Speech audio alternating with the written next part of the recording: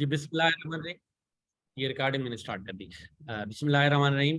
आप सबका शुक्रिया कि आज की मीटिंग में आप आए। आज इसका पार्ट 2 है शार्प इन द सॉ, और लास्ट वीक का हमारे पास ऑलरेडी इसकी वीडियो है, जो बाकी जिन लोगों ने नहीं देखी वो देख सकते हैं। ये इसकी कंटिन्यूटी में है क्योंकि ये टॉपिक बहुत बड़ा था, तो हमने रुकेश की नादिर साहब से कि इसको आप 2 हिस्सों में कर लें। तो ये आज इसका सेकंड पार्ट है। नादिर साहब please go ahead.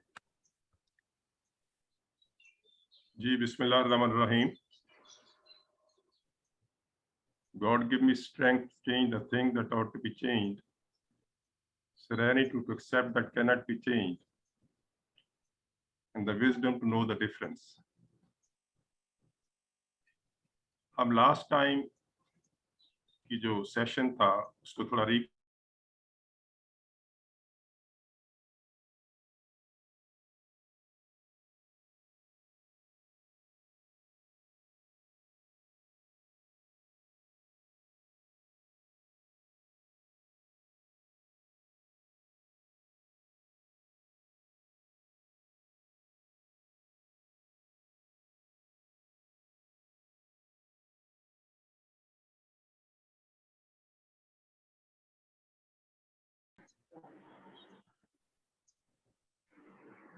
Hello hello जी जारी रखें सर। अच्छा ओके, तो हमने अफर्मेशंस की कि अफर्मेशंस के मुतालिक हम जानना चाहते थे कि अफर्मेशन से हम अपने स्टिमुलेट करते हैं ब्रेन को, और उसके हवाले से हम अपनी इनर डीप विजडम को एक्सेस करते हैं। यहाँ से हम अपनी अफर्मेशन के जरिए से हम गाइडेंस लेते हैं वहाँ से। और उसके बाद हम बात कर रहे थे इंटरनल सिविल वॉर की।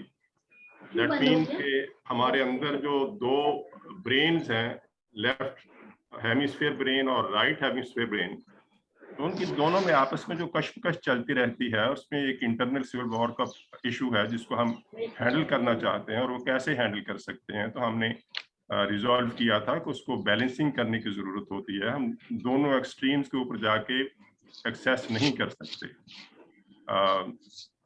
लेफ्ट ब्रेन में वर्क करने वाले, जैसे मैंने कहा था, कि ऑक्सीडेंटल हैं, और राइट ब्रेन को करने वाले जो डोमिनेंट हैं वो हमारे ईस्टर्न लोग हैं। और हम उसको मैनेज करने की ज़रूरत है कि हम इतना एक्सट्रीम पे ना चले जाएं। जैसे नीत्शे ने कहा था God is dead, where is God. और ऐसे ही फिर हम एक दूसरे एक्सट्रीम पे चले जाते हैं, यहाँ पे हम अनल हक की पोजीशन में आ जाते हैं कि हम अपने आप को बिल्कुल सरेंडर करके बिल्कुल अपने आप को खत्म करते हैं। उनको बैलेंस करने की ज़रूरत है, ये बहुत इंपॉर्टेंट है। और फिर हम बात कर रहे थे 7 primaries as per Avatar. Avatar में 7 प्राइमरीज जो हैं वो क्या हैं और वो कैसे फंक्शन करती हैं हमारे सिस्टम में। और हम उसके एंड पे जो पहुंचे थे वो ये था कि आई एम सोर्स, जो सारी चीजें हैं वो मेरे अंदर मौजूद हैं, मुझे वहां ही एक्सेस करना है और अपने सोर्स में जाकर उन चीजों की गाइडेंस भी लेनी है, उन चीजों को प्रोसेस भी करना है, और अल्टीमेटली हमें वहां से ही रहनुमाई मिलती है।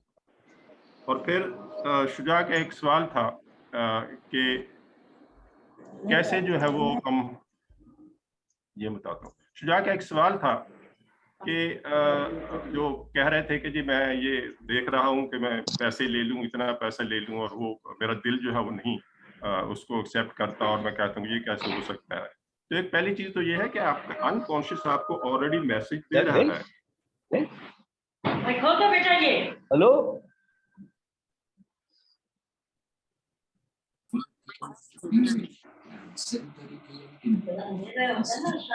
ये चलेगी नहीं पानी के लिए। आवाज आ रही है? जो लोग बात नहीं कर रहे हैं उनका माइक जरा बंद करवा दें।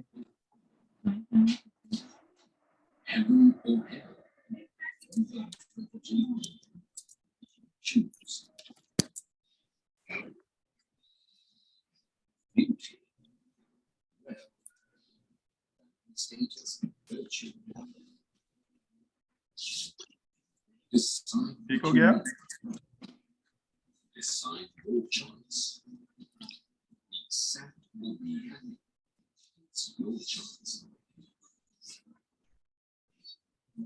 शुजा ठीक हो गया? every Friday at 4:30 p.m. Saudi Arabia. आवाज आ रही मेरी? जी जी बिल्कुल आ रही है, आप उसको करें, उसमें वो मेरा कनेक्शन का डिस्टर्बेंस था। अच्छा, ओके, ठीक है। जी हम आवाज जी पहले जी से हम start बात कर कर रहे थे शुजा के क्वेश्चन की, कि शुजा का क्वेश्चन था, तो एक तो ये है कि आपको अंदर से मैसेज मिल रहा है कि आपका जो अनकॉन्शियस है वो आपको मैसेज दे रहा है कि this is not the timing yet, अभी वो टाइमिंग नहीं है। लेकिन एक चीज बहुत इंपॉर्टेंट जो है कि वो टाइमिंग शायद ये सही नहीं है, लेकिन आपका थॉट तो सही हो सकता है, अभी उसमें डाउट्स हैं। तो इंपॉर्टेंट चीज ये है कि if you believe you can, if you मैं आपको अब्राहम हिक्स का आपको एक कोट बता सकता हूं कि think the thought until you believe it and once you believe it, it is. आप उस थॉट को उस वक्त फॉर्मेशन में रखें जब तक आप बिलीव नहीं कर लेते, और जब आपका बिलीव स्ट्रांग हो जाएगा तो वो बिल्कुल ऐसे ही हो जाएगा जैसे कुन फयकून वाली सूरत हाल है। और बिलीफ के बारे में ये अंडरस्टैंड कर लीजिए कि if you believe you can, you can, and if you believe you can't, you can't, you are the boss. आप जो बिलीव करते हैं वैसे ही हैपन होगा, और आप खुद ही बॉस है कि आप ये कहते हैं कि मैं नहीं कर सकता, या आप ये कहते हैं कि मैं कर सकता हूं। तो आपका मैसेज जो अंदर से आ रहा है वो अभी फिलहाल उसके लिए रेडी नहीं है, उसको तैयारी करवाने की जरूरत है। तो ये आपके लिए मैसेज था। और दूसरी बात ये समझ लीजिए कि the law of universe neither blesses us nor punishes us, it only responds to the vibrations of attitude. और इसीलिए हमारा जो आउटर सर्कमस्टांस हमारे, these are the reflection of our inner circumstance. जो हमारे अंदर हो रहा होता है वही बाहर रिफ्लेक्ट हो रहा होता है। तो इसको समझने की जरूरत है कि आप जिस प्रोसेस में है कि थॉट गलत नहीं होगा, लेकिन एक चीज अलर्ट होने की जरूरत है कि बाय द टाइम आपकी जो कुन फयकून वाली सूरत हाल है या जो चीज आप चाह रहे हैं वो होना शुरू हो जाती है, तो बाकी ग्राउंड रियलिटीज में भी चेंज, वो उस दौरान में चेंज हो सकती है, इट इज पॉसिबल। सो फिर हम बात करते हैं शाहद की, कि शाहद ने कहा था सिंक्रोनिसिटी की बात कर रहे थे कि वो कैसे आती है, कैसे करेंगे। तो ये आपकी एक तरह से बिगिनिंग ऑफ एक्सप्लोरेशन है। आपके सवाल तो आएंगे और आप जो है उनको जानेंगे भी, उनको कोशिश भी करेंगे जानने के लिए, वो पहुंचना बहुत बहुत जरूरी है। और ये एक वक्त की बात है कि जैसे जैसे आपका कॉन्शियस लेवल डेवलप होता जाएगा वैसे वैसे आपके क्वेश्चंस की क्वालिटी जो है वो डिफरेंट होती जाएगी, और उसी के हिसाब से आपका ग्रोथ प्रोसेस जो है वो शुरू हो जाएगा। तो एक उसको समझने की जरूरत है कि आप जो भी आप जिस वक्त के ऊपर होंगे और टाइमिंग आ चुकी होगी, तो मेरा अपना एक्सपीरियंस ये है कि the teacher appears when the student is ready. तो ये बहुत इंपॉर्टेंट है। मैं खुद अपनी जिंदगी में एक्सपीरियंस करता हूँ, बहुत धक्के खाए, बहुत ठोकरे खाए, बहुत घड़ों में ड्रमों में गिरे, लेकिन जब वक्त आया तो फिर टीचर खुद ब खुद ही अपीयर हो गया और उन्होंने हमें गाइड कर दिया जहां हम जाना चाहते थे। तो आप इस अपनी काविश को, अपने सवालों को याद रखिएगा और उसको आप मूव ऑन कीजिए। दूसरा, लास्ट टाइम हमारी बहन ने गिल्ट के हवाले से पूछा था कि ये गिल्ट जो है वो सही है गलत है।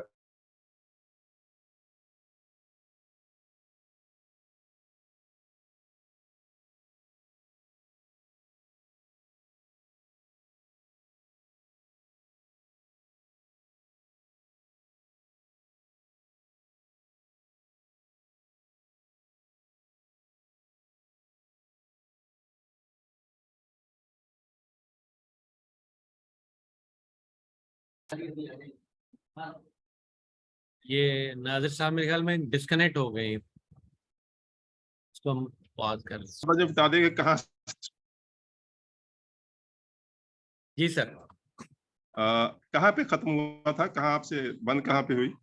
जी सर, वो जो थर्ड आप रिप्लाई कर, एक तो आप मेरे सवाल का दिया था जवाब, फिर आपने दूसरा दिया था जो लेडी का था, आप कह रहे थे थर्ड वाला जो रिप्लाई कर रहे थे ना, आपने कोई शेयर भी पढ़ा था, शेयर या कोट पढ़ा था, तो अगर वो दोबारा पढ़ लें तो। मैं ठीक है ओके, ठीक है, समझ गए ना आप? बिल्कुल समझ गया। अब आवाज और मेरी तस्वीर सही आ रही है? जी जी बिल्कुल सही आ रही है। अच्छा चलो गुड। और मैं इसको स्क्रीन को शेयर कर दूं? चले मैं इसको कर देता हूँ। नहीं, मैं कर देता हूँ शेयर। नहीं बस जरूरत नहीं इसकी अच्छा, जरूरत अब नहीं है। ओके, ठीक, इसकी जरूरत ठीक है। जी। Kinza, we were talking about guilt. जी जी बिल्कुल sorry for disturbance, next time जी। आप गिल्ट से स्टार्ट कर रहे थे, गिल्ट वाला को दोबारा रिपीट कर दें अगर आप। तो मैं आपको कह रहा था कि आपका जो जिस तरह से आपने अपने इशू को किया था, बयान किया था, तो मैं सिर्फ आपको एक अब्राहम हिक्स का कोट जो है शेयर कर सकता हूं जो आपके हेल्प करना चाहिए। Think the thought until you believe it, and once you believe it, it is done. तो आपका बिलीव जो है उस हवाले से स्ट्रांग होना चाहिए। तो आपके अंदर का मैसेज जो है, जो अनकॉन्शियस का मैसेज है, वो आपको दे रहा है कि you are not ready yet for that. एक तो ये बहुत जरूरी चीज है। Now the law of universe neither blesses you nor punishes you, it only responds to the vibrations of our attitude. कि हमारा जो अंदर का एटीट्यूड है उसके मुताबिक हमें रिस्पॉन्स बाहर की दुनिया भी दे रही होती है। Our outer circumstances are reflection of our inner circumstances. जो भी हमारे अंदर आ रहा है वही हमें दुनिया से बाहर की चीजें नजर आ रही। और ऐसे ही वो लास्ट टाइम मेरा ख्याल शाहद ने शेयर किया था कि वेन डायर का, if you change the things you can change, if you change the things you change, if you change the way of changing the things, you seeing the way of, sorry, if you change the way of seeing the things you change, The things you see will change. they will change. Okay, उसका मतलब ये है कि दोनों चीजें मौजूद हैं अंदर। आप जो उसको देख रहे हैं वो किस हवाले से देख रहे हैं, उसमें क्या अच्छी चीजें देख रहे हैं, उसमें क्या दूसरी चीजें देख रहे हैं। तो ये रिफ्लेक्शन है हमारे इंनर थॉट की, जो कि हमें बाहर रिफ्लेक्ट कर रही है और हमें बता रही है। और ऐसे ही, लेकिन इस चीज को जो चेंज हो रही है, जैसे आपने कहा और आप इसको ड्रीम कर रहे हैं, तो चीज it can happen until you believe it. और उस वक्त तो बिलीव जब आप कर लेंगे तो मे बी जो ग्राउंड रियलिटीज है वो चेंज हो चुकी हुई होंगी। वो इस वक्त जो मौजूदा ग्राउंड रियलिटीज है वो नहीं होंगी, उससे हट के मुख्तलिफ नई सिचुएशन के मुताबिक चेंज हो चुकी हुई होंगी। और ऐसे उसके बाद हम बात कर रहे थे शाहिद की, कि शाहिद ने सिंक्रोनिसिटी का बात कहा कि हम कैसे वहां पहुंच सकते हैं। तो उनके लिए ये अर्ज है कि ये एक प्रोसेस है जो शुरू हो चुका है। आपके क्वेश्चन जो है वो आपके आंसर्स है। हम एनएलपी में स्टडी कर चुके हैं कि your questions are your answer. जो आप क्वेश्चंस करते हैं उन्हीं को आंसर आपको मिलना शुरू होते हैं। और न्यूटन ने कहा था, आस्क गुड क्वेश्चन। अगर आप अच्छे क्वेश्चन करेंगे तो आपको जवाब वैसे ही आएंगे। और लेकिन मुझे जवाब आते हैं, थोड़ा सब्र करना पड़ता है, मुझे थोड़ा इंतजार करना पड़ता है। तो आप क्वेश्चन क्या पूछते हैं, दिस इज वेरी इंपॉर्टेंट। और फिर उसके बाद मेरा अपना एक्सपीरियंस है कि when the student is ready the teacher appears. पहली बात तो ये है कि जब आपकी रेडीनेस होगी उस लेवल के ऊपर जाके, तो कोई ना कोई टीचर कहीं ना कहीं से जाहिर हो जाएगा। और वो टीचर को जरूरी नहीं कि शेप ऑफ ह्यूमन बीइंग हो, वो कोई किताब भी हो सकती है, वो कोई गाइडेंस भी हो सकती है, वो कहीं से भी वो आपको जो है वो डायरेक्शन मिल सकती है, आपको गाइडेंस मिल सकती है। ओके, हम गिल्ट के ऊपर बात कर रहे थे, तो मैंने गिल्ट के हवाले से थोड़ा एक्सप्लेन कर दिया था लास्ट टाइम कि हम जो है वो गिल्ट को कैसे हैंडल करते हैं और किस वजह से गिल्ट होती है। और उसके साथ मैं सिर्फ ये आपको कोट शेयर करना चाहता हूँ कि guilt and fears are our worst enemies. Guilt and fears are our worst enemies. Love and awareness are our best friends. हम बेस्ट की बात करते हैं, हम अपने अवेयरनेस की साइड पे आते हैं कि हम अवेयरनेस बहुत जरूरी है। लॉ जू ने, मैंने कोट को आपको एक्सप्लेन किया कि लॉ जू ने कहा था कि knowing others is wisdom but knowing self is knowing others is wisdom and knowing self is enlightenment. तो जब नो दाई सेल्फ में आप जाते हैं तो आपको एक विजडम आपको ऐसी मिलती है जिससे आपको पता है कि who you are, where you are going, क्या गलत है क्या सही है। ये आपका प्रोसेस है जिस प्रोसेस के हवाले से आप इन चीजों को फाइनल करते हैं।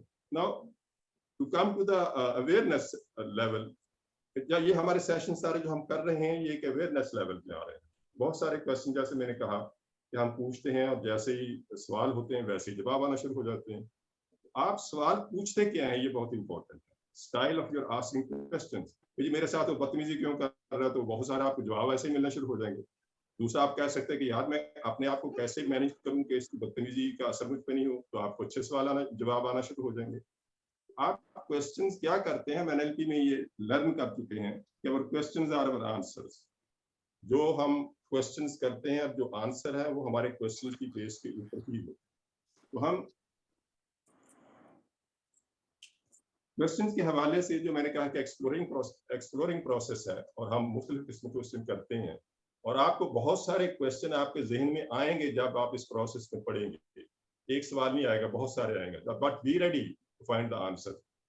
तो why my dreams are not being fulfilled, ये क्योंकि शुजा ने कहा था, मैंने शुजा को रेफर करने के लिए एक सवाल डाल दिया वहां पे उसके कि भाई ये फिर क्यों नहीं हो रहा मेरे साथ। तो अगर ये सवाल है तो नेचुरली इसका जवाब भी आपको ढूंढना पड़ेगा। जवाब आ जाएगा, थोड़ा इंतजार करना पड़ेगा, किसी ना किसी दिन एकदम तो आपको आंसर मिल जाएगा। ये रुकावटें हैं मेरे रास्ते में, इनको मैं कैसे दूर करूं? दोनों चीजें। नंबर 1, ये रुकावटें हैं, अगर आपने इसको रिकॉग्नाइज कर लिया, आपने उनकी पहचान कर ली है, और दूसरी मेरी स्ट्रेटेजी क्या है मैं इनको दूर करने के लिए, मैं इनको कैसे दूर करूं। तो दोनों क्वेश्चन में दोनों के जवाब आपको डिफरेंट होंगे। पहले कि रुकावटों को आइडेंटिफाई करना, और आइडेंटिफाई करना बहुत जरूरी है। एक डॉक्टर जो होता है वो उस वक्त तक आपका इलाज नहीं करता जब तक आप उसको आइडेंटिफाई नहीं कर लेते कि क्या इसकी जो बीमारी है, और उसके बाद फिर वो शुरू करता है। तो रुकावटें क्या हैं, पहले तो आप ये जान लीजिए कि रुकावटें हैं क्या, और फिर इसको हम दूर कैसे कर सकते हैं, ये आपका दूसरा सवाल हो सकता है। In the process of exploration, in the process awareness. और फिर हम कहते हैं how can I make it possible, ये पहले हम इसका जवाब दे चुके हैं। How can I change that बाद मुखालिफ इनटू बाद मुवाफिक। तो ये बाद मुखालिफ तो चल रही है, ऊंचा तो लेके हमें जा रही है, लेकिन इसको चेंज करने की जरूरत है ना। एक दफा ऊंचे चलते जाएंगे तो फिर कहाँ पहुंचेंगे, हमें इसको बाद मुवाफिक बनाने की भी जरूरत है कि वाकई ये सारी रुकावटें हैं, ये सारे रास्ते बंद हैं हमारे, हम इनको लेके कैसे आगे कैसे निकलें, कैसे पहुंचे हैं वहां पे। तो ये डिफरेंट सवाल हैं जो आपके एक्सप्लोरेशन के लिए, आपको फाइंड आउट करने के लिए इंपॉर्टेंट हो सकते हैं। और फिर मैंने उसको चेंज का, हमारा क्योंकि बहुत बड़ा फैक्टर है इसमें, तो मैंने चेंज के हवाले से आपसे कहा था कि the only constant is change. एक लॉ है, चेंज तो हर वक्त हो रही है, सबात एक तगैयर को है जमाने में, हर चीज। The only constant is the law of change. Law of change constant है, बाकी हर चीज बदल रही है। तो तब्दीली तो आ रही है, हर वक्त आ रही है, लेकिन इंपॉर्टेंट चीज ये है जानने के लिए कि क्या आप खुद तब्दीली लेके आ रहे हैं या तब्दीली आपके ऊपर एक्ट कर रही है। आप कॉज कर रहे हैं खुद तब्दीलियों को या तब्दीलियों को एक्सपीरियंस कर रहे हैं। जैसे लाई हयात आए कजा ले चली चले, अपनी खुशी से आए ना अपनी खुशी चले, सुबह होती है शाम होती है, उम्र यूं ही तमाम होती है, उम्र दराज मान के लाए थे 4 दिन, 2 आरज़ू में कट गए 2 इंतजार में। तो ये आप एक उस चेंज को एक्सपीरियंस कर रहे हैं जो आपके ऊपर एक्ट कर रही है। और दूसरी तरफ झपटना पलटना, पलट कर झपटना, लहू गर्म रखने का है एक बहाना। वही जहां है तेरा जिसे तू करे पैदा, ये संगो फर्स्ट नहीं जो तेरी निगाह में है। तो आप कैसे चेंज लेके आ रहे हैं ये बहुत इंपॉर्टेंट है। और देखें, if the change outside is bigger than the change inside, then the disaster is near. तो आपको बहुत सारे इश्यूज का सामना करना पड़ता है अगर आप अपने आप को खुद तब्दीली के प्रोसेस में लेके नहीं जाते। लेकिन चेंज के लिए कौन से प्रोसेस हैं, जो 3 चीजें हैं बड़ी इंपॉर्टेंट जो है कि जिससे हम कह सकते हैं कि हमें तब्दीली लाने की जरूरत है, वो है हमारा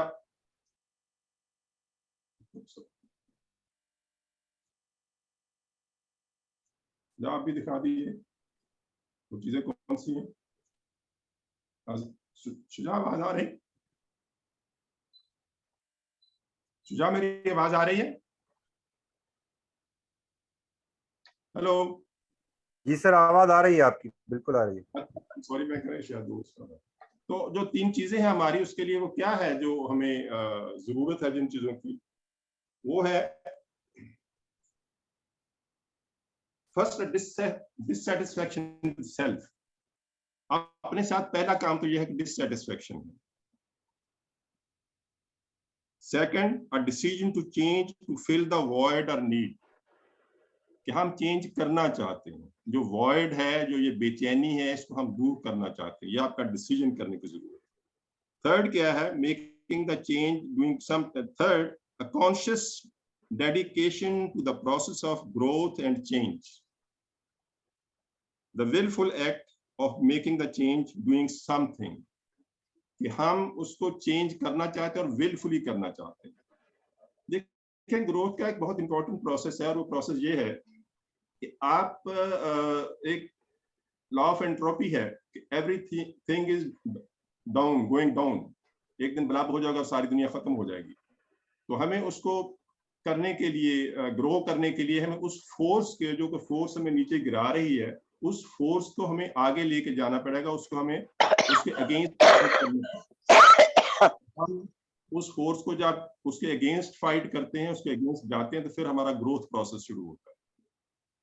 तो हमारा ये तीनों इश्यूज हैं जिसके हवाले से, तीनों थिंग्स हैं जो कि हमें चेंज करने के लिए कंपेल करती हैं कि हम अपने आप को चेंज करें, अपने आप को तब्दील करें। अब उसके बाद हम लास्ट टाइम बात कर रहे थे वेक्टर्स की। अब और कौन सी, जो सवाल भी हमने कर लिए हैं, लेकिन एक चीज आप इससे पहले कि चेंज के हवाले से थोड़ा सा उसको मैं मजीद एक्सप्लेन कर दूं कि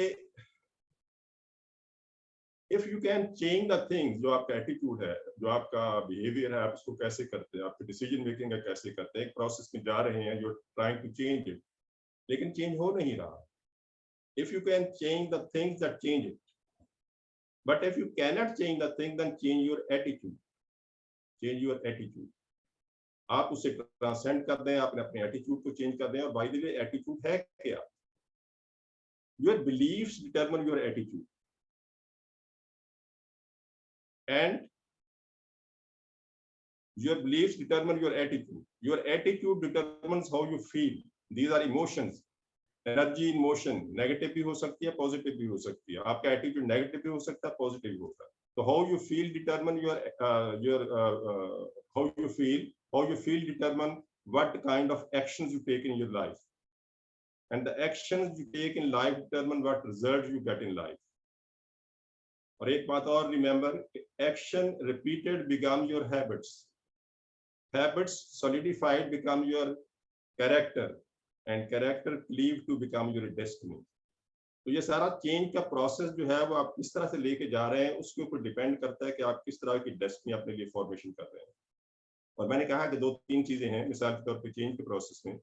एक तो ये है कि हम प्रेयर भी करते हैं कि जी God give me strength to change the thing that ought to be changed, serenity to accept that can not be changed, and the wisdom to know the difference. हम ये जानना चाहते हैं, लेकिन चेंज करते करते एक बहुत इंपॉर्टेंट जो चीज है वो ये है कि आप चीजों को, कुछ को चेंज कर सकते हैं, कुछ को अगर आप चेंज नहीं कर सकते तो उनको एक्सेप्ट कर लीजिए, और एक्सेप्ट करने के बाद अपने एटीट्यूड को चेंज कर लीजिए। लेकिन जैसे मैंने कहा कि एटीट्यूड चेंज करना भी इतना आसान इसलिए नहीं कि आपको जब अपना बिलीफ सिस्टम को पूरे को चेंज करना है तो आपके उसमें बड़ी स्ट्रगल की जरूरत है। और अगर फिर भी कोई चीजें एक्सेप्ट आप नहीं कर पा रहे तो फिर ट्रांसेंड करना जरूरी है, राइज अबव कर जाए। आइंस्टाइन ने कहा था कि you can not solve the problem at the level eight which you have created them. आप उन प्रॉब्लम सॉल्विंग करने के लिए आपको ऊपर निकलना पड़ेगा, फिर आप जाकर अपने प्रॉब्लम्स को सॉल्व कर सकेंगे। तो हम उसके बाद आते हैं कि लास्ट टाइम जो हम बात कर रहे थे वेक्टर्स की, कुछ रुकावटें जो है वो क्या है, कुछ हमारे जो इश्यूज हैं लाइफ में आते वो क्या है। तो उनमें वेक्टर्स एक बहुत बड़ा फैक्टर है, और ये भी फोर्सेस एंड डिफरेंट फोर्सेस हैं जो कि हमारी लाइफ के अंदर एक तरह से स्ट्रगल जारी रहती है और हम उनको फाइट करते हैं। और वेक्टर्स हैं क्या? A vector is a force और influence consisting of direction and magnitude existing over some period of time. It can be physical, mental or spiritual.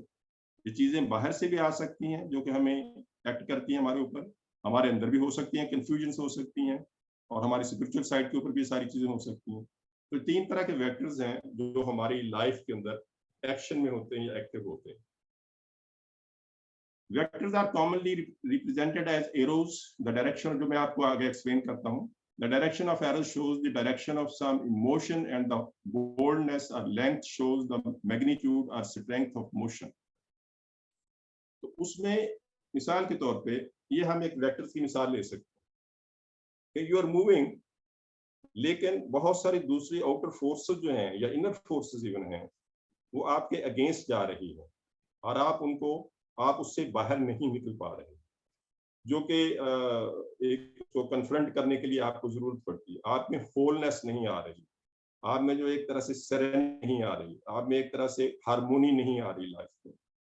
तो ये जो वेक्टर्स हैं डिफरेंट काम कर रहे हैं, लेकिन इनको आइडेंटिफाई करने की जरूरत है कि कौन सी चीजें ऐसी हैं जो मुझे कन्फ्रंट कर रही हैं और मुझे सीधे रास्ते के जाने के लिए एक रुकावट बनी हुई है. तो हम जैसे मैंने कहा कि एरोज के हवाले से हम अपने इसको डिफाइन कर सकते हैं कि कौन से एरोज कैसे हैं. ये सिर्फ आउटर ही नहीं है वेक्टर, हमारे अंदर भी मिसाल के तौर पे हमारे अंदर ऐसी कोशिशें हैं हमारे इनसाइड में जो कि हमें किसी एक डायरेक्शन में लेके जाना चाहती हैं, और कुछ ऐसी फोर्सेस हैं जो कि हमें बिल्कुल उसके उलट लेके जाना चाह रही हैं, और हम उस रहते हैं कि जी मैं ये करूँ या मैं ये करूँ, और वो क्लियर नहीं है. उस क्लैरिटी के बगैर आप उसमें कन्फ्रंटेशन में और आप इस इशू में, इस प्रॉब्लम में फंसे रहते हैं, इससे बाहर निकल नहीं पाते. इनको जरूरत क्या है, कैसे किया जा सकता है इनके हम क्या. और एक दूसरी चीज मैं मजीद एक्सप्लेन कर दूं कि इसी हवाले से ये जो वेक्टर्स हैं इसमें जो सबसे बड़ा इशू आता है सामने हमारे जिंदगी में जो हम देखते हैं वो डायलेमा है. तो डायलेमा को एक्सप्लेन मैं थोड़ा सा इस हवाले से कर दूं कि दो इक्वल फोर्सेस हैं, दोनों ही रियल हैं, रियलिटीज हैं दोनों, लेकिन वो एक दूसरे के अगेंस्ट जा रही हैं, एक दूसरे को अगेंस्ट को फाइट कर रही हैं, और वो डायलेमा है. और आप उसमें एक्सपीरियंस क्या कर रहे हैं, पावरलेसनेस एक्सपीरियंस कर रहे हैं, आपकी बेबसी वहां पे हो रही है. हम मिथ ऑफ अरेस्टस में ये हम इसको बता चुके हैं, एक्सप्लेन कर चुके हैं, और मैंने एक हमारे अपने मुआशरे की मिसाल दी थी कि यूजुअली हमारे इस्लाम में, हमारे दीन में ये इजाजत है कि बच्ची अपनी शादी से मर्जी से शादी कर सकती है, लेकिन मुआशरा क्या कहता है, तो ये हमारी गैरत जाग उठी है, हमारा तो उसने गैरत कर दिया उसने. तो जो गैरत वाला मामला है और दीन वाला मामला है, दोनों एक दूसरे के साथ अगेंस्ट खड़े हैं, ये एक डायलेमा है. और दीन तो कहता है कि जी आप एक इंसान को कत्ल करते हो, इंसानियत को कत्ल कर देते हैं, पूरी इंसानियत कत्ल होती है. मुआशरा कहता है कि नहीं जी हम तो ये बर्दाश्त नहीं करते, ये तो इसने वो कर ली है, बेगैरती हो गई है. तो उसमें क्या होता है, यूजुअली लोगों से पूछा कहते हैं कि ये अल्लाह को तो बाद में देख लेंगे, पहले या इसको तो हैंडल कर लेना, पहले इसको तो फेस कर लेना.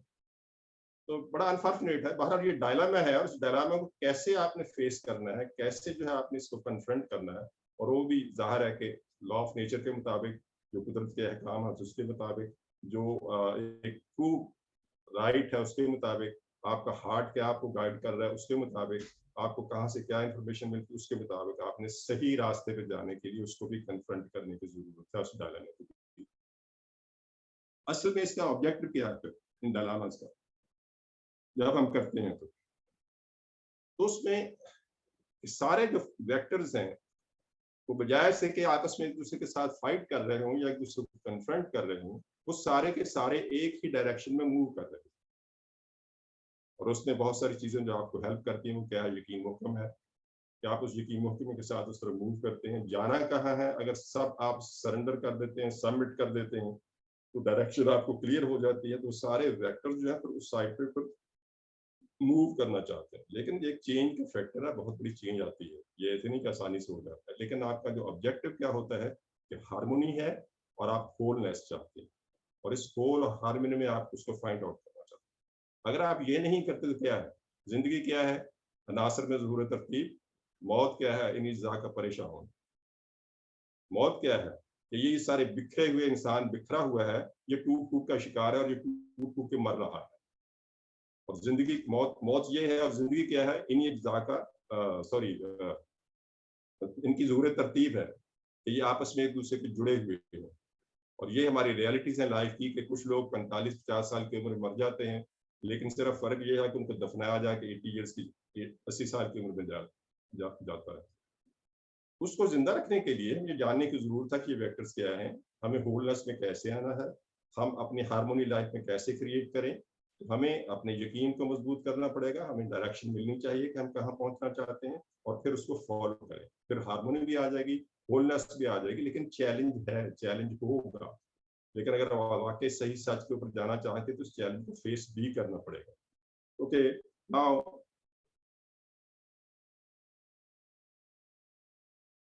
अब हम आते हैं अपने मेन फैक्टर की तरफ, और वो है अनकॉन्शियस वर्सेस कॉन्शियस माइंड।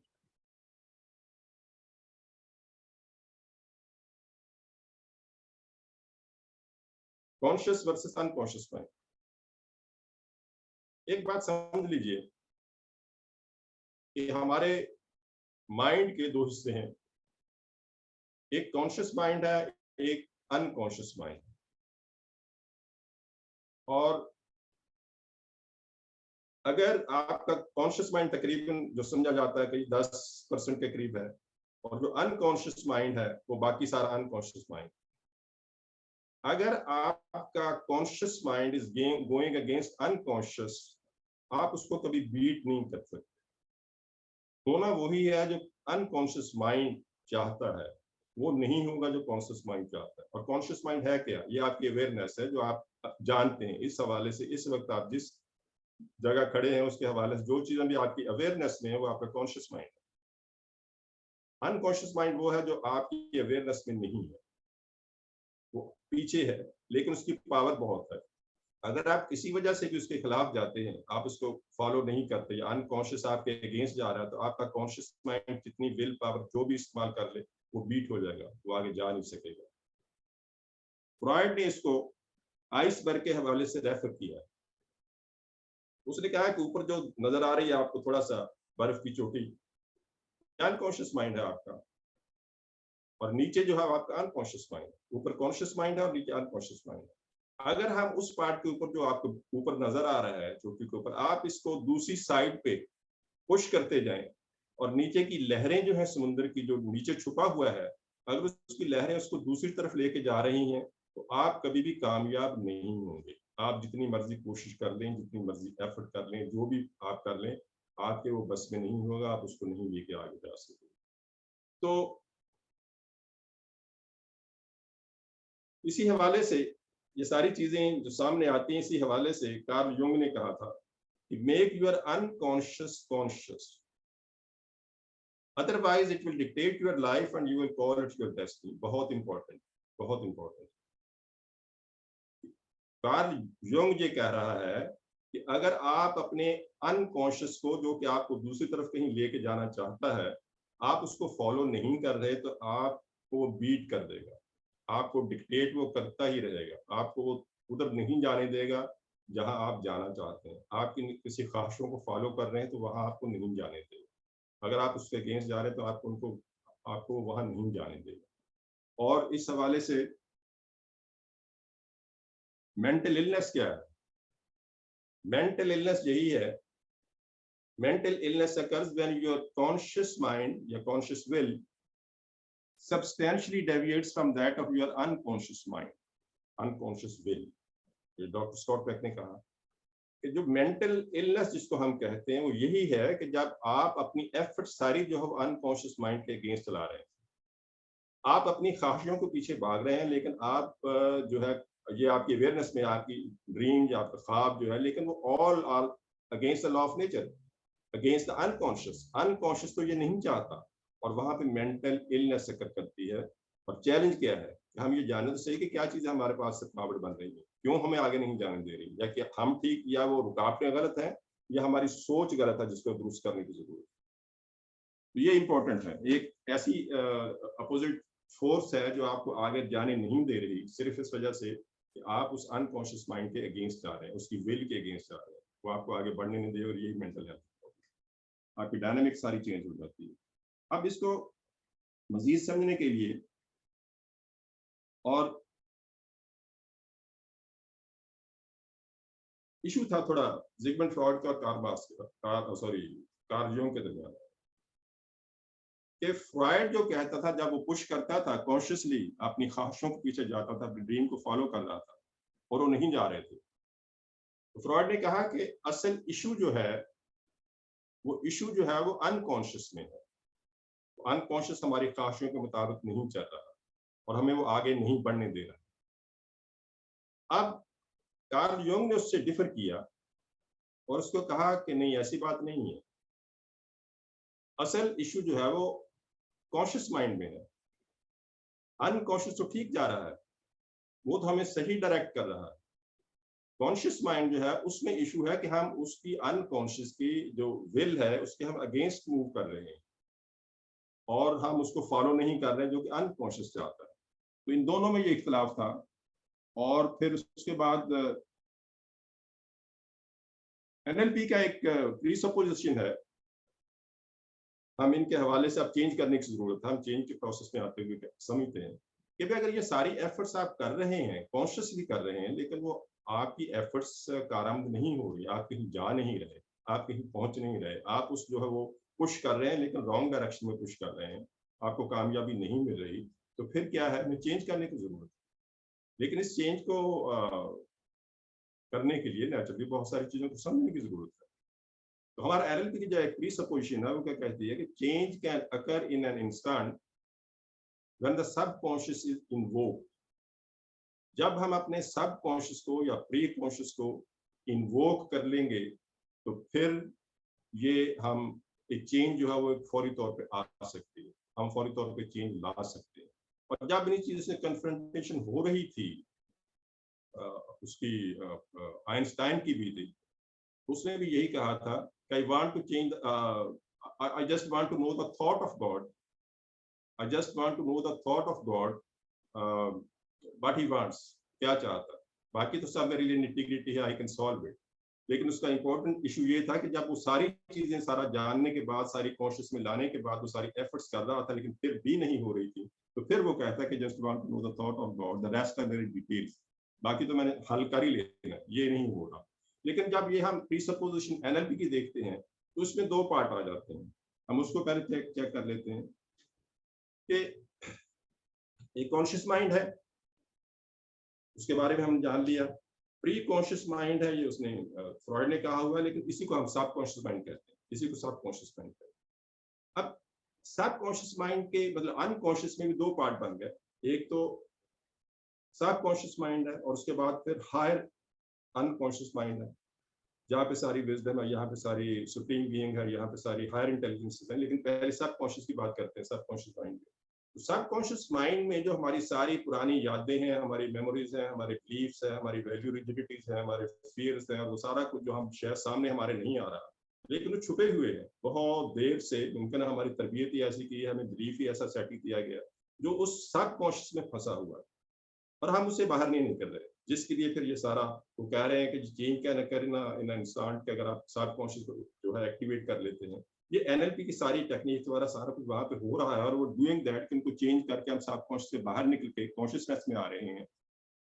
लेकिन फिर आगे अनकॉन्शियस का है। अनकॉन्शियस में हम जब जाते हैं तो वहां की चीजें जो है वो हमें नहीं पता, वो क्या सोचता है, क्या करता है, लेकिन जब चीजें उसके अगेंस्ट जा रही होती हैं तो फिर नेचुरली इश्यूज सामने आ जाते हैं। और by the way Carl Jung को भी ये सिचुएशंस फेस करनी पड़ी और उसने भी ये कहा कि your vision will become clear only when you can look into your heart. Who looks outside dreams, who looks inside awakens। तो वो भी हार्ट की बात कर रहा है। हार्ट वो अनकॉन्शियस का यही पार्ट इसको कहता है कि अगर आपको वाकया ही आपने विजन को क्लियर करना है, आपने आगे बढ़ना है, तो फिर अपने हार्ट में जाइए, वहां से सारे ड्रीम्स निकलते हैं, वहां से सारी चीजें आती हैं और वहां से सारी आपकी जो सही रियलिटी, सही ट्रूथ वहीं पे आता है। और जैसे मैंने लास्ट टाइम रेफर किया था आइंस्टाइन को कि जो इंट्यूटिव माइंड है वो अल्लाह ताला ने हमें एक गिफ्ट दिया है, सेक्रेट गिफ्ट दिया है, लेकिन हम अपने इंटेलेक्चुअल माइंड के जो हमारा सर्वेंट है उसको हम मान रहे हैं, उसके पीछे पीछे जा रहे हैं, इंट्यूटिव माइंड जो हमारा सेक्रेट गिफ्ट है हम उसको इग्नोर कर रहे हैं। तो ऐसे ही वो भी कहता है कि अगर आपने वाकई सही तरफ जाना है, सीधा जाना है और आपने जाना तो अपने हार्ट को फॉलो करें, अपने हार्ट के पीछे जाए, और वो यही अनकॉन्शियस का पार्ट है जिसको वो कर रहा है। अब बात सारे इन द बिगनिंग बहुत सारी चीजें होती हैं, आपने सारा कुछ कर लिया और करने के बाद भी आप बहुत सारी चीजों में नहीं उसको कर रहे होते, उसको अपना फॉलो नहीं कर रहे होते, वो हो नहीं रही होती जैसे आप चाहते हैं, तो उसमें क्या है,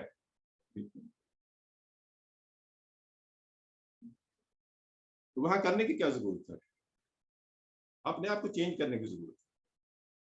या आप कहाँ चेंज करें? मिसाल के तौर पे पहले आप जो है कॉन्शियस लेवल के ऊपर आप मैं में लगे हुए हैं, अपनी अना आपके सामने, आपकी ईगो आपके सामने, और ईगो को हम क्या कहते हैं? Ageing God out. तो हम उसको इग्नोर करते हैं। जो अंदर से मैसेज आता है, जो अंदर की रियलिटी है, या अंदर से गाइडेंस हमें मिल रही है, जो हमारा गाइड है, हमने लास्ट टाइम कहा था कि make your thought your guide. जो अंदर की गाइडेंस है वो आप उसको इग्नोर कर रहे हैं और अपने अन्ना के पीछे जा रहे हैं। तो उसका बेसिक इशू क्या है? It is the basic issue, जहाँ हमने लास्ट टाइम प्रोग्राम भी किया था चेंजिंग द सेंटर में। यह मैंने अपने चेंज सेंटर को चेंज करने की जरूरत। उस ईगो को क्या करते हैं?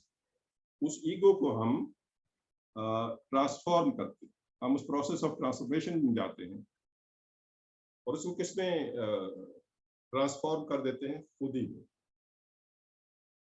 उसको खुदी में ट्रांसफॉर्म हम कर देते हैं। और खुदी में कैसे हम ट्रांसफर करते हैं कि देखें, दो चीजें हैं जो हम फेस कर रहे होते हैं या हम एक्सपीरियंस कर रहे होते हैं। हम खुदी और अना में फर्क क्या देखते हैं? अना जो है वो मैं हूं, जैसे इंग्लिश वालों ने आई को भी बिग कर दिया, और हम अनाप्रस कहते हैं। अनाप्रस जो है वो अपनी जात तक महदूद है, जो मैं कह रहा हूं वो ही ठीक है, बाकी सब चीजें गलत है। और जब आप इस ईगो को खुदी में बढ़ते हैं तो आप सरेंडर करते हैं, सबमिशन करते हैं, surrendering your will to the will of God. आप अपनी विल को विल ऑफ गॉड के ऊपर सरेंडर कर देते हैं। उसको हम सेल्फ कहते हैं, दूसरे आमतौर पर हम उसका खुदी के हवाले से और उसको सेल्फ में कन्वर्ट करते हैं। देखिए बहुत फर्क है। मिसाल के तौर पर हम कहते हैं बंदा बड़ा अनाप्रस था। अनाप्रस यह है कि अपनी जात तक मौजूद है और जो उसकी ख्वाहिशें हैं उसी को ऊपर फॉलो कर रहा है। ऑन द दूसरी साइड पे हम जो कहते हैं वो क्या कहते हैं? हम कहते हैं कि बंदा बड़ा खुददार है। अब खुददारी में और अना में बड़ा फर्क है। खुददारी क्या है कि नहीं, मैं किसी से नहीं मांगूंगा, मुझे अल्लाह देने वाला है, मुझे वो जात देने वाली है जिससे मैं दूंगा। वो किसी के सामने झुकता नहीं है और किसको फॉलो करता है? सिर्फ order of the nature, order of the God को। तो क्या कहता है? हज़रत अली की मिसाल आप लोगों के सामने होगी कि उन्होंने किसी, जब लड़ रहे थे, किसी ने आगे ऊपर उन पे थूक फेंक दिया तो उन्होंने अपनी तलवार सौंप दी। अब मेरी अना सामने आएगी, मुझे गुस्सा आया इसके ऊपर, अब मेरी अना सामने आएगी, अब मैं नहीं लड़ूंगा। और उससे पहले किस काम के लिए था? हायर पर्पस के लिए था, खुददारी के लिए था। अना को ट्रांसफॉर्म करना, खुदी में लेके जाना, और फिर लेकिन ये एक बिगिनिंग प्रोसेस है कि आपने खुदी को सरेंडर कर दिया to the will of God. और उसके बाद बहुत सारी चीजें फिर भी हैं जो नहीं हो रही, तो हम क्या करते हैं? बहुत सारी चीजें जब नहीं हो रही होती तो हम फिर भी कभी मायूसी का शिकार हो जाते हैं। यार सारा कुछ तो अल्लाह के हवाले कर दिया, अब फिर भी कुछ चीजें नहीं मुझसे हो रही। NLP में प्रोग्राम करते हुए मैं एक छोटी सी पोइम पढ़ा करता था। As children bring their broken toys with the tears in their eyes for us to mend, I brought my broken dreams to God because He was my friend. But instead of leaving Him to work alone, I hung around and started to help with the ways that were my own. At last, I snatched them back and cried, "How could you be so slow?" And he said, "My son, my child, what can I do? You never did let go. So let go and let God." आप अल्लाह के हवाले कर दें, वो जानता है हर चीज को। वफ़व्विदु अम्री इल्ला इन्नल्लाह बसीरुम बिल इबाद। उसको हर चीज का पता है कि उनके बंदों के साथ क्या हो रहा है, तो आप उस पर छोड़ दें। तो सुल्तान बाहू से किसी ने पूछा कि मैं उस पर छोड़ भी देता हूँ लेकिन फिर भी चीजें कोई सॉर्ट आउट नहीं होती, वो खुशी रहती हैं। तो सुल्तान बाहू तो बहुत अच्छा जवाब दिया। उसने कहा कि जब उस पर छोड़ देते हैं तो फिर अपने आप को बाहर निकाल लेते हैं। लेट हिम डू, जो वो करना चाहता है उसको करने दो, उसको अपने आप को उसमें से बाहर निकाल लेते। नाउ मैंने जैसे कहा कि खुदी का एक आपके साथ प्रोसेस आ गया, एक ऑप्शन आ गया कि आप खुद ही तो हासिल कर ली, खुद ही में तो पहुंच गए, लेकिन अब इसको कैसे शार्पन किया जाए? खुद ही एक डल एज सोर्ड की तरह है। अल्लामा ने कहा है खुद ही है तेग फसा ला इलाहा इल्लल्लाह। अगर आपने इसको शार्पन करना है खुद ही को, इसको आपने जो सेल्फ है अपनी, जो आपने सरेंडरिंग की है, जो सबमिशन की है, ये एक प्रोसेस में आप एंटर हो गए हैं। अब उसको बार बार उसको आप उसको शार्पन करें। तो खुद ही तेग फसा ला इलाहा इल्लल्लाह, ये खुद ही जो है ये सेल्फ एज सोर्ड है, लेकिन इसको ग्राइंडिंग स्टोन क्या है? ला इलाहा इल्लल्लाह। तो आप इसको हमेशा ग्राइंड करते रहें ताकि ये शार्पन हो जाए। और जब ये इनफ शार्पन हो जाएगी, जब उस लेवल के ऊपर शार्पन हो जाएगी, तो फिर क्या होगा? Then it come the stage, खुदा बंदे से खुद पूछे बता तेरी रजा क्या है। ये उस वक्त स्टेज आएगी जब आप खुद ही को बिल्कुल शार्पन करके अल्लाह के सामने झुक रहे होंगे। तो फिर वो आपके प्रोजेक्ट्स नहीं होते, वो अल्लाह ताला के प्रोजेक्ट्स होते। वो आपके हवाले कर देता है और फिर उससे पूछता है कि आपका नेक्स्ट प्रोजेक्ट क्या है, बताओ मुझे आपका नेक्स्ट प्रोजेक्ट क्या है। और वहां तक पहुंचने के लिए जैसे मुझे अपना याद आ रहा है कि जब मैं LLB का फर्स्ट प्रोग्राम किया तो उन्होंने कहा जी उर्दू में भी करो और इंग्लिश में भी साथ मिलके करो इसको। तो मैंने उलामा के साथ वो रख दिया कि अपनी दुनिया, उस वक्त यही स्टेज थी, अपनी दुनिया आप पैदा कर अगर जिंदों में, सिर्रे आदम है ज़मीर कुन फ़क़ा है जिंदगी। ठीक है, मुझे उसका अभी दूसरा पार्ट सामने आता नजर आ रहा है कि ज़मीर कुन फ़क़ा है जिंदगी, कुन फ़यकून तुम कहो और वो चीजें होनी शुरू हो जाए, बी एंड इट इज। लेकिन वहां तक पहुंचने के लिए क्या है कि अपनी खुदी का वो जो पार्ट है, डल एज सोर्ड है जो आपको दे दी है, जहां आपका यकीन मजबूत हो रहा है, उसको शार्पन करने की जरूरत है। लेकिन उसमें बहुत सारे इम्तिहानों से गुजरना पड़ता है, 2-4 दिन, 5 दिन, 10 दिन के बाद में। लेकिन बात तो ये कि एक दिन यहाँ जिंदगी को छोड़ तो चले जाना है, तो हम किस सिस्टम को फॉलो करें, किस मैसेज को, किस पैगाम को फॉलो करें। मुझे अबू बिन अदम याद आ गया, दूसरे लोगों की मिसालें भी सामने आ रही हैं, ईदी की मिसाल सामने आ रही है, बिजली की मिसाल आ रही है, रूट फॉक मिसाल सामने आ रही है, अभी मुझे साथ में पहले भी जिक्र करता हूँ मिसालें आ रही हैं। लेकिन मुझे अभी अबू बिन अदम की मिसाल आ रही है। वो रात को ख्वाब में देखा, उनके फरिश्ते कुछ चीज़ें हाथ लिए हुए हैं, कुछ लिख रहे हैं, लिस्ट है उनके हाथ में। उन्होंने कहा तुम्हारे हाथ में क्या लिस्ट है? तो उन्होंने कहा जी हमारे पास वो लिस्ट है जिनको जो अल्लाह को बहुत प्यार करते हैं। उसने कहा अच्छा मेरा नाम भी उसमें लिख लो। उन्होंने कहा अच्छा मैं मेरा नाम उसमें लिख लो जो अल्लाह के बंदों को बहुत प्यार करता है। तो दूसरे दिन फिर फरिश्ता ख्वाब में आया, देखा कि उसके हाथ में फिर लिस्ट है। उसने कहा ये लिस्ट किस चीज़ की है? उसने कहा ये वो लिस्ट है जो अल्लाह, जिनको अल्लाह बहुत प्यार करता है। उनका मेरा लिस्ट में नाम है कहीं? उसने कहा सबसे ऊपर। तो अल्लाह ताला आपको फिर यहाँ के प्रोजेक्ट देगा जिनको फॉलो करो। तो उसने फिर खुद पूछना कि नेक्स्ट प्रोजेक्ट है कहाँ पे?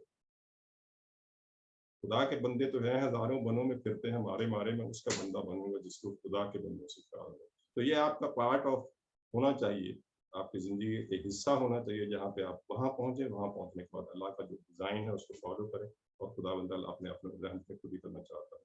और एक चीज़ मैं ये आपको थोड़ा सा एक्सप्लेन कर दूँ इस हवाले से, जो हमने अनकॉन्शियस की बात की है, तो जो सेकंड पार्ट है अनकॉन्शियस का, जो डीप है, जो कि एक तरह से हमारे लिए हमारे सामने नहीं आता, और उसके हवाले से जो अनकॉन्शियस का जब चीज़ें नहीं होती तो अनकॉन्शियस का जो मैसेज आता है, वो मैसेज क्या आता है कि अब जिसके ऊपर फिर हमें जाने की जरूरत पड़ती है, जो तू करता है वो मैं नहीं चाहता, जो मैं चाहता हूँ वो तो करता नहीं।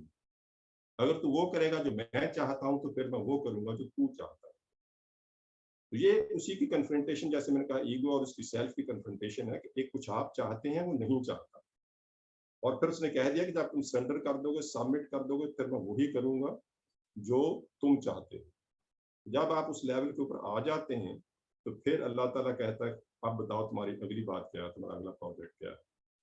और इस हवाले से जो हमारा अनकॉन्शियस का डीपर पार्ट है, जिसके हवाले से कहा कि सब कॉन्शियस के ऊपर तो आप वर्किंग कर सकते हैं, चेंज भी कर सकते हैं, लेकिन अनकॉन्शियस के हवाले से ये एक इशू बहरहाल था कि भी वहाँ तक पहुँचने के लिए सारे आप जो साइंसदान हैं, सारे चीज़ें जो वहाँ पहुँच तो उसके ऊपर देख रहे हैं, सोच रहे हैं, उनके हवाले से अब जितने भी हमने माइंड सेंस के हवाले से स्टडी किया, अल्टीमेटली वहाँ ही पहुंचते हैं जहाँ वहाँ पे पहुंचे। तो जब मैं हार्ट और माइंड की हम बात करते रहे हैं, पिछले सेशन में भी की है, आप अंदाजा लगाइए कि वो जो अनकॉन्शियस का वो पार्ट है ना, उस पार्ट में ही हार्ट ऑफ माइंड है। वो हार्ट जो है जिसकी हम बात करते हैं कि दिलो दिमाग से काम लो, और वो दिल जो है वो फिजिकल हार्ट की बात नहीं कर रहे, ये वो दिल है जो वहाँ उसके अंदर ही, माइंड के अंदर ही हार्ट ऑफ माइंड है। और बाकायदा किताब है उसके ऊपर, वो एनडीपी की है, लेकिन वो सारी टेक्निकल है, उसमें कोई वो चीज़ नहीं है। पर उम्मीद है कि जो कुछ कह चुका हूँ, कह रहा हूँ, कह दिया है, और आप जो उसको किया हो, तो आखिर में बहुत बहुत शुक्रिया। और with prayer God give me strength to change the things that ought to be changed, serenity to accept that cannot be changed, and the wisdom to know the difference. और शुक्रिया आपकी, थैंकफुलनेस, आपकी पेशेंस का, क्या आपने सुनी, बहुत बहुत शुक्रिया। आप सवाल आप पूछ सकते हैं।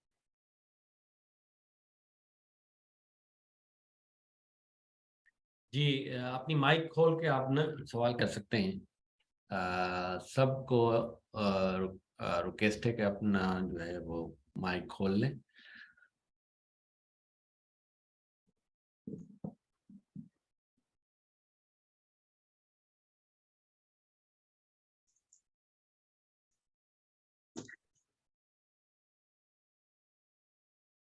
हम टोटल 14 हैं, और काफी साथी बाद में ज्वाइन किया था। निगत है, निगत सवाल करो भाई।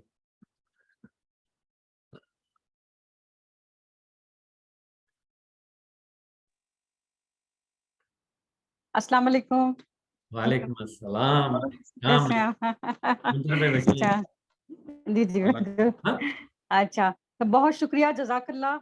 मुस्तफ़ीद हुए, उन्होंने अपना इल्म बांटा, और सवाल मेरे पास कुछ खास नहीं है, और बस जो अपनी जो शार्पन दी सॉ है उसके हवाले से, जो हम अपने अनकॉन्शियस माइंड को बेदार करना है, उसके हवाले से मेडिटेशंस भी करते हैं, और अपने अपने जो दूसरे जो डू एंड डोंट्स हैं या शुड और शुड नॉट्स हैं लाइफ में, उसको उसको फॉलो करते हैं। और बाकी कोई खास ऐसे सवाल नहीं है मेरे पास, सिर्फ शुक्रिया है। चलें, बहुत शुक्रिया, थैंक यू। नाजिर साहब का बेहद शुक्रिया, उन्होंने अपना वक्त निकाला कीमती। जैसे नाजिर साहब, थैंक यू। थोड़ी सी को थोड़ा सा कर दूं। देखिए, हम मेडिटेशन करते हैं तो क्या करते हैं, पहले हमारा बीटा वो पार्ट होता है, फिर हम अल्फा में जाते हैं, फिर हम थीटा में जाते हैं, लेकिन पता चलता है कि डेल्टा का भी किसी को पता नहीं है। उस डेल्टा की ही तो तलाश है सबको। जी सर, बिल्कुल उस डेल्टा की तलाश है, तो वो मेरा ख्याल है हमारी वहीं पे सारा कुछ वहीं पे सारा कुछ है। बिल्कुल। उसके लिए रियाजतें जारी हैं। डेल्टा में ना होश में रहते हुए जाना चाहिए ना, पता तो नहीं, हम वो ठीक नहीं चाहते, होश में रह के चाहते हैं। ये डेल्टा में कहाँ होश होता है। बिल्कुल बिल्कुल सही है, सही है। शुक्रिया, थैंक यू। वैसे आपने जो वैसे जो शार्पन द सॉ जो हमने उसमें पढ़ा था, उससे बहुत ही डीप आपने उसको पूरा आपने सूफीज्म की तरफ ले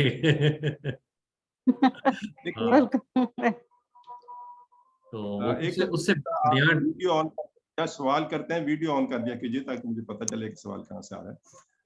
एक तो ये है कि क्या हम माइंड साइंस से बात करते हैं, हमने अपने ग्रुप का नाम ही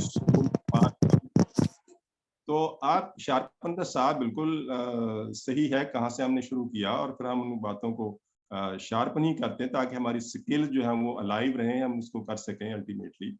लेकिन अल्टीमेट जो ट्रूथ ऑफ लाइफ है, जो हमारा हार्ट है, जो हमें गाइड कर रहा है, वो हमारी कैपेसिटी के मुताबिक हमें सवाल देगा, हमारी कैपेसिटी के मुताबिक ही हमें उनके जवाब ढूंढने पड़ेंगे, और फिर जो हम हैं फिर वो हम ही रहेंगे। तो ये नहीं कि हमने कोई अलामा इकबाल या रूमी बनना है या शम्स तबरेज़ बनना है या कुछ और बनना है, लेकिन जो हमारा मैसेज हमारे लिए है, जहाँ पे भी हम खड़े हैं, वो मैसेज हमें मिल जाएगा और हम उसको फॉलो करेंगे इंशाल्लाह। तो ये बहुत इंपॉर्टेंट है।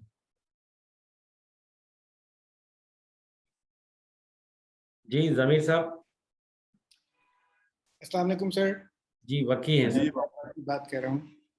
सर बहुत अच्छी टॉक थी। मैंने थोड़ा सा लेट ज्वाइन किया और मेरा एक सवाल ये है कि जब हम ईगो से सेल्फ की तरफ की बात कर रहे हैं तो अब फॉर एग्जांपल ईगो हमारी रोजमर्रा की जिंदगी में हर वक्त हम फेस करते हैं, या हम कहीं पे ईगोइस्टिक हो जाते हैं even while talking to your teammates or in an office environment with other employees and all. So when we say that we have to, let that ego or sharpen the saw, what does this really include? इस तरह तो अगर हम अपनी ego को बिल्कुल ही छोड़ दें या जाने दें, तो उससे हम फिर किस तरीके से मैनेज कर सकते हैं? मतलब मुझे इसमें थोड़ी कंफ्यूजन हमेशा से आई। How do you manage that? देखो कि पहले एक चीज तो ये जरूरी है कि कॉन्शियस लेवल जो है ना, आपके अनकॉन्शियस लेवल जो है वो डिफरेंट होते हैं, कॉन्शियस लेवल जो है डिफरेंट होते हैं। आपको एक चीज का पहले पता चलता है, फिर दूसरे लेवल पे आते हैं, फिर तीसरे लेवल पे आते हैं, फिर चौथे लेवल पे आते हैं। तो ये आपका प्रोसेस है, आपने के ट्रेवल का, आपकी जर्नी का, जो आप स्लोली आगे बढ़ते हैं और एक स्टेज पे आती है आपको कि यार ये मैं किस चीज के पीछे पड़ा हूँ, I have to give it all and I have to submit to the thought of God. और ऐसे ही जैसे आइंस्टाइन ने कहा कि भाई सैक्रेड गिफ्ट, जो हमारा इंट्यूटिव माइंड है वो सैक्रेड गिफ्ट है खुदा की तरफ से, हमने उसको तो इग्नोर कर रहे हैं। और इंटेलेक्चुअल माइंड जो है हमारा, वो हमारा स्लेव है, फेथफुल स्लेव है, लेकिन हम स्लेव को जो हमारी सोसाइटी है उसको फॉलो कर रहे हैं। आज हमारे पाकिस्तान में क्या हो रहा है? कहीं नजर आता है कि पाकिस्तान का मिशन क्या था? कहीं नजर आता है? सवाए इसके कि उनकी अपनी पर्सनल जो ईगो वाली बात है उसी को लेकर चल रहे हैं, तो मुल्क का सत्यानाश हो रहा है। लेकिन कोई ऐसा बंदा स्टेज के ऊपर आता है, नेल्सन मंडेला जैसा आता है, जो इतनी 27 साल की एफर्ट करता है और उसके बाद वो अपने आप को बताता है, और उसने सरेंडर किया होता है ना, और जब वो कामयाब होता है, मैंने उसको शारजा में सुना, शारजा यूनिवर्सिटी में, और उसके पहले वर्ड ये थे कि I am essentially a coward person. तो मकसद ये है कि जब वो मिशन आपके सामने, वो देखे ना, नेल्सन मंडेला का अपना एक मिशन था, उसकी एक अपनी ईगो थी या जो भी था, उसने सरेंडर की हुई थी और फिर उसको उसका हल मिल गया। तो ये एक प्रोसेस है डिफरेंट स्टेजेस के ऊपर जाने का। जैसे जैसे मिसाल के तौर पर मैंने आपको लास्ट टाइम थोड़ा सा मिसाल दी थी कि डिफरेंट लेवल्स ऑफ कॉन्शियसनेस में, मिसाल के तौर पर जब आदमी पैदा होता है तो इनोसेंट लेवल है, फिर उसकी ईगो बेदार हो जाती है, ये सेकंड लेवल है, बर्थ ऑफ ईगो। फिर वो क्या बनता है? थर्ड लेवल के ऊपर जाके अचीवर बन जाता है, और फिर अचीवर बनने के बाद जब वो भी अचीव कर लेता है तो फिर गिवर बन जाता है कि यार मैंने बहुत कुछ मार लिया, चलो लोगों को खराज करो, ये करो। और जब गिवर करके भी वो उसको नहीं एक चीज नई तलाश बनती, फिर वो सीकर बन जाता है, तलाश करना शुरू कर देता है, और फिर वो सीयर बनता है, उसको चीजें नजर आना शुरू हो जाती हैं। और फिर वो आगे आखिरी स्टेज क्या है? वो कहता है कि मैं मर्ज हो जाऊं, इस जो सुप्रीम बीइंग है इसके साथ मर्ज हो जाऊं।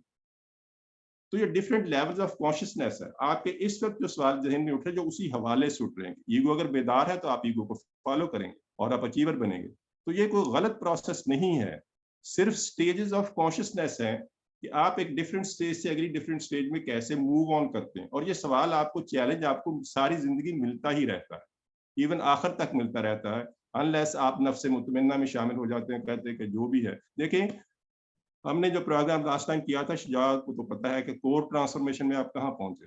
अल्टीमेटली जो मैसेज था, जो सवाल का जवाब था, वो हमें मिल गया था।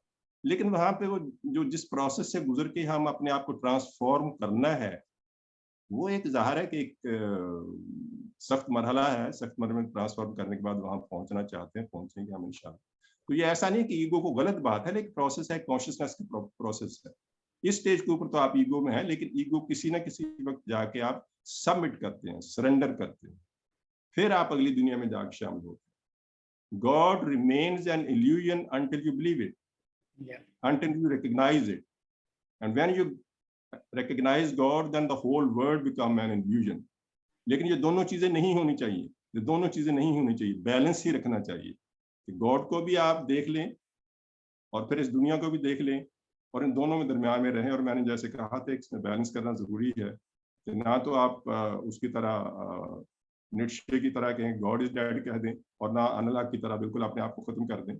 बुद्धा ने भी यही कहा था कि ना निर्वाणा में इतना घुस जाओ और ना ही दुनिया के त्याग दो, दोनों के दरमियान में रखो। अरस्तु ने कहा था कि vice is between two, sorry, virtue is between two vices. नेकी जो है दो बदियों के, दो एक्सट्रीम्स के दरमियान। तो एक प्रोसेस है, जिस प्रोसेस में आप इधर भी भटकते हैं उधर भी भटकते हैं, और ultimately if you are really sincere with to find the truth, तो ट्रूथ आपके सामने आ जाता है। Thank you. अच्छा, किसी और का सवाल हो तो करे, वरना मैं करता हूँ एक सवाल। अच्छा, ये इसमें आपने जो एक बात की कि लेट गो, मतलब और भी लोग करते हैं लेट गो को, मगर लेट गो करना मतलब बहुत मुश्किल काम है, और बल्कि पता नहीं कैसे होता है कि हमारे यहाँ जैसे वो रिलीज सिखाते हैं कि रिलीज कर, मतलब हमसे तो नहीं होता, पता नहीं कि वो कैसे लेट गो करें। ये नहीं अपने पाथ पे शुजा, मैंने कहा अभी आपका ये सवाल नहीं है, जी। मैंने तो चूंकि जो मेरे पास था मैंने शेयर कर दिया। हाँ। अभी आपका ये सवाल नहीं है, अभी आपका सवाल वही है जो आपने पिछली दफा कहा कि जी मैं वो एक महीने में जो है वो 12 लाख कैसे 12 लाख कैसे कमा लूं मैं।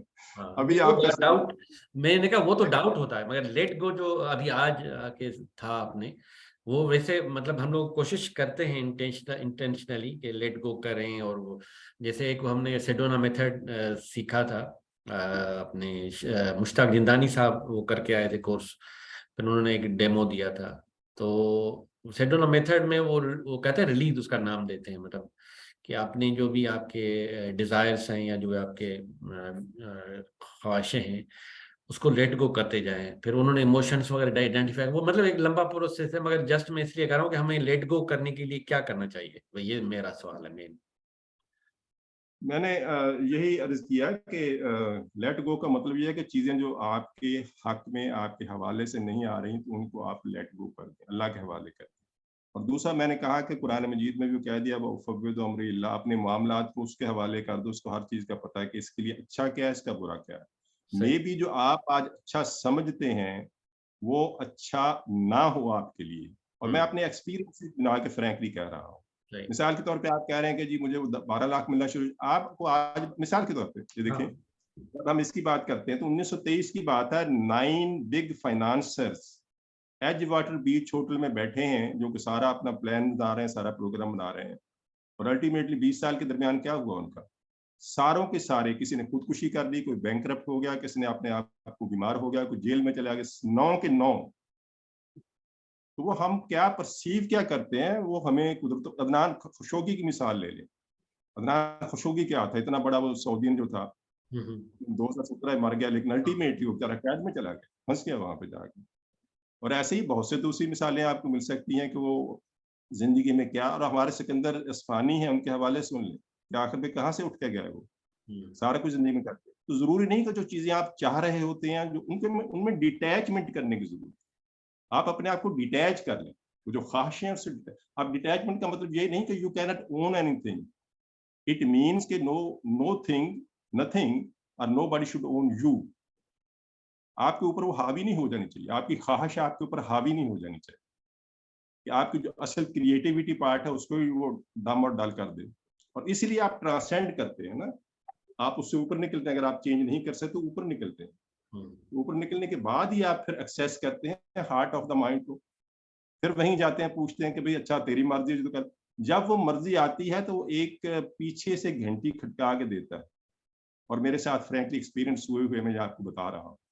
और फिर कोई जरूरी नहीं था कि वो जो एक्सपीरियंस हुए थे वही मेरी सारी दुनिया का मजमा था, नहीं, बहुत से दूसरे एरियाज था जो मिसिंग हो रही थी, और अल्टीमेटली मुझे उसको फेस करना पड़ा।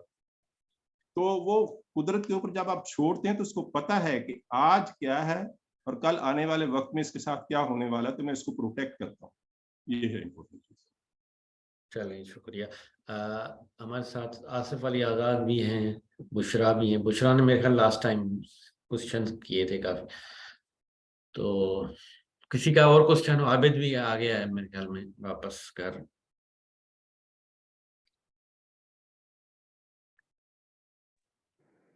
जी मैं एक सवाल करना चाहती हूँ बुशरा जी, कि आपके नजदीक खुदी और खुददारी, इन दोनों के बीच में कितनी थिन लाइन है और क्या फर्क है दोनों में? देखें, खुददारी का मतलब ही ये है, खुदी से मुराद ही जैसे मैंने कह दिया है कि submission to the will of God है। और जब आपने submission to the will of God कर दी तो फिर वो खुददारी में खुद ब खुद कन्वर्ट हो जाती है। आप किसी के सामने हाथ नहीं फैलाते, यही आपकी खुददारी को फॉर्मेट करती है, और उसी फॉर्मेशन की बिना के ऊपर आप इम्तहानों में से तो ज़रूर गुजरेंगे, आपकी ज़रूरियात मुमकिन है वो पूरी ना हो रही, लेकिन जब फिर कुदरत देती है तो बैक साइड से नॉक करके दे देती है कि भाई आ जाओ, मैं यहाँ तुम्हारा इंतजार कर रहा था। और ये बहुत सारी दुनिया की मिसालें देख के देखा है, उनको देखा, और मेरे अपने साथ फ्रैंकली यही हुआ है, मेरे अपने साथ भी ऐसे ही। कुदरत ने पीछे से नॉक करके डोर करके, कहाँ भागे फिरते इधर आओ, और पता चला कि बाकी जिंदगी वहाँ गुजर गई। लेकिन बाकी जो पार्ट मिसिंग थे उनके लिए भी उसने मैसेज देना पड़ा, वहां पे भी उसको फेस कर, और स्टिल फेसिंग इट नेचुरली, कभी तो लर्न कर रहे हैं सारा कुछ।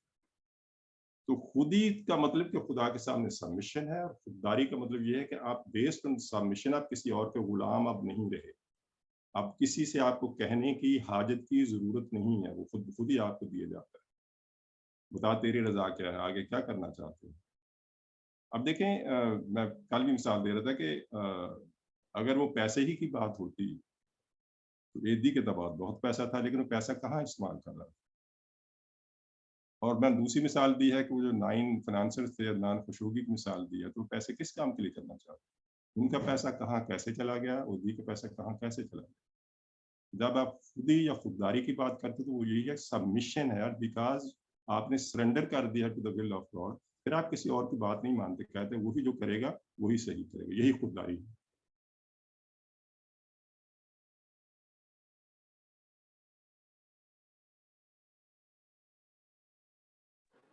शुक्रिया।